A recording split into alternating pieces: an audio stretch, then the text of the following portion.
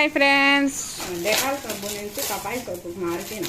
ఎందుకంటే Dettol సబ్బులో shape ఇట్లా ఉంటుంది కదా, ఇట్లా పట్టుకొని రుద్దడంలో 2 తుంటలు అయిపోతుంది. అది ఇదైతే సంతూరైనా మళ్ళీ ఏం కాదు, లాస్ట్ వరకు వాడచ్చు.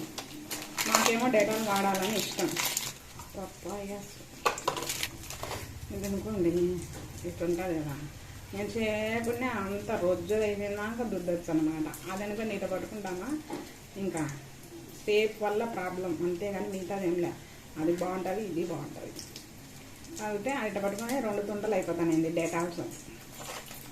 ఇంకా ఇది విషయం, ఇవి వచ్చేసి 409 రూపాయలు.